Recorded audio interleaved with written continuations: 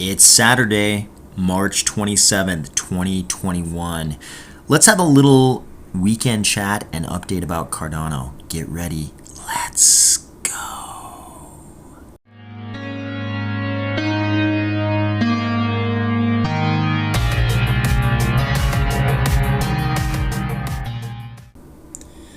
I hope everybody's having a great weekend. We're now in this interim era. We've already got Shelly. We've already got native tokens on mainnet. And we know when smart contracts are going to happen. Alonzo, we found out in the Cardano 360 on Thursday. We found out that testnet is going to be in a month. Code freeze is probably going to be somewhere around the end of June. And we're going to have smart contracts, the Alonzo hard fork combinator event, sometime late July, August, who knows whenever. I would have been happy with whatever. Honestly, if they would have said October, November, I'd have been like, sweet. If they would have said, early June, sweet. I think there are a couple different perspectives to take on this, but the one that I take is that I want an ecosystem that is going to last for a few decades, not one that's going to last a few years. We already have a lot of crypto projects that have or are lasting only a couple years before it's obvious they aren't going to be able to scale, they're not scalable, or they're not workable, including one of the biggest projects in the world, Cardano's biggest competitor. It can't scale, and already we have to revamp it with a 2.0. I'm hoping the project that gets launched is one that can last a couple decades. And as near as I can tell, we're going to get something like that. So if it's April, May, June, July, October, August, November, I'm good with all of it. Sounds like current projections are late July, early August. Sounds good to me. So topic number one, somebody paid $23,000 for the notorious "You're telling the CEO of IOHK, founder of Cardano and Ethereum, to use the support email. Just wanted to ask about the Chrome delisting" tweet. So this is the most notorious tweet in the history of Cardano.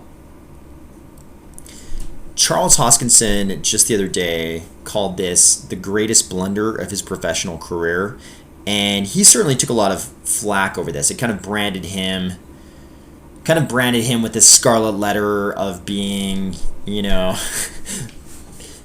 won't use any adjectives, but being the guy who would tweet that out, right? And he later explained hey, I was just trying to find out what was going on with their delisting from Chrome, but he took full discredit for this, right? I was going to say full credit, but in this case, full discredit. He kind of tried to own this moment. He was like, look, this was the biggest mistake I'll ever make. And I think it's easy to forget that Charles is a 33-year-old. He's a 33-year-old dude. And he's a billionaire. I won't get into what I was doing when I was 33, but I was not building a replacement for the global fiat currency system that could possibly accomplish a shift, a transfer in wealth from the first world to the third world, increasing the standard of living for, millions, hundreds of millions of people. That was not on my radar. It's on his radar. And I think we have to accept, and this tweet was a while ago. When was this tweet? This tweet was the 25th of July, 2018. So the man was 30 years old. He might have been 29. Or no, I guess he was 30. He would have been 30, right? So he was 30. He said he was in Vietnam traveling. I forget the circumstances. He was really tired or something. All excuses aside, people asked him why he would sell this tweet, and he kind of explained, look, I want to own my worst moment. So I kind of applaud this behavior, but more importantly, this thing sold for $23,000. It sold for $23,000. Is this a symptom of the NFT bubble? Probably. But more importantly, it's another sign our ecosystem is mature enough, big enough, well-known enough. People are willing to pay a crazy amount of money for collectibles that represent the history of our system. I think this is a big deal. Let's not belabor the point too much. Item number 2. Charles is starting an internal anti-scammer team in IOHK, and it's already working on its first investigation. So, in my mind, this probably involves a bunch of guys in polo shirts with popped collars carrying these, right? They're like hiding these somewhere, on their person. Maybe not underneath the polo shirts. That's probably a little bit too baggy for a polo shirt, right? But they've got these, and they're probably like hunting the bad guys. And I would guess that like Dwayne Johnson is probably their commander. And they probably got like Ledger Nano X's on necklaces around their neck. That's the way I picture this. Some 90s action movie music playing. That's the way I picture this in my head.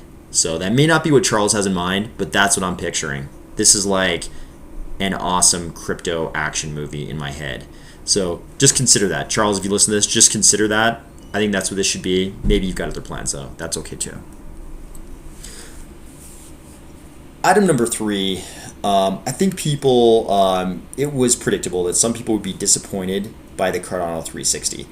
No matter what any crypto project does as far as laying out a timeline, no matter what timeline they lay out, people are angry and frustrated. Everybody wants it to be faster, right? It's kind of like going to a really nice restaurant where the head chef is like this artist. It's like probably that food is not going to come out to you as quickly as Burger King. It's probably not going to be as fast as Burger King. And people are always like, oh, the food was so good, but, and there was always some but. They wish it came out faster. They wish this, they wish that, It's part of the human condition that we weigh positives and negatives. Part of the human decision-making thing that allowed us to continue to exist and procreate and, become the master of all species on this planet, for better or worse. We do this decision-making thing where we weigh the positives and negatives. I think it's just part of being human.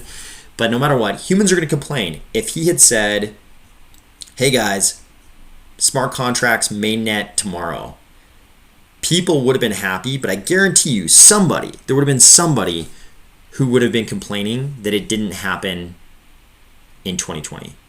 Right? I think no matter what, there'd be some people complaining. But actually, I think the reactions have been pretty positive. And the reason why most people were like, there were a few complainers, even on the Reddit thread for this little daily update here, or yesterday, there were people complaining. But most people came out and they were like, dude, we're trying to build a big ecosystem here. This is going to be, we're building something to last, something durable.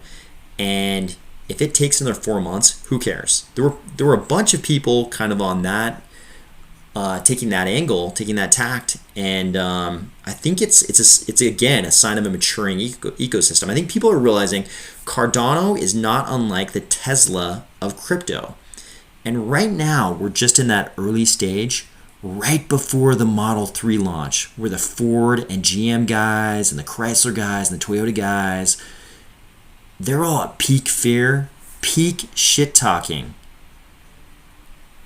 But we haven't yet made that big move yet. We haven't quite launched the Model 3.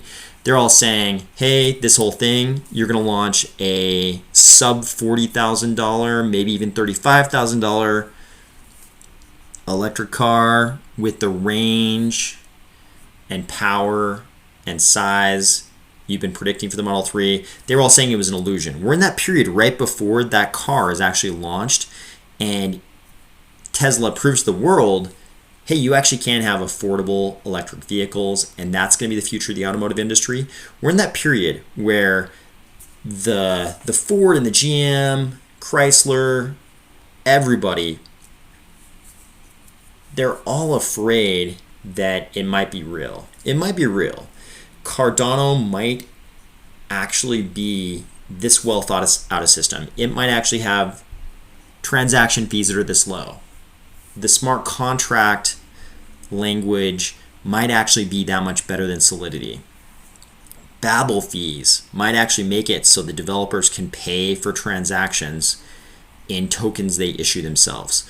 All these things might actually be true, but they really hope it's not. Because if I'm an Ethereum guy right now, or any other smart contract platform, especially a Gen 3 one that's already out but doesn't include these kinds of features, I'm afraid it's true. And so I'm going to be just like those Ford and GM guys. I'm going to talk maximum shit until the day the Model 3 comes out and somebody actually buys one for $35,500, whatever that opening price was. Because I'm going to be at peak fear. That's where we are right now in Cardano, I think.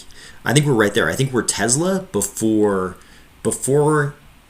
Elon was able to prove that you actually could have an affordable electric vehicle with good range, with sufficient range. I think our getting to the Alonzo Hard Fork Combinator event is going to be the Model 3 launch moment for Cardano. I think maybe the rest of crypto space can't see that yet, but I hope that all of us inside know that's where we are as an ecosystem. And I hope you have a great weekend, and I'll talk to you tomorrow.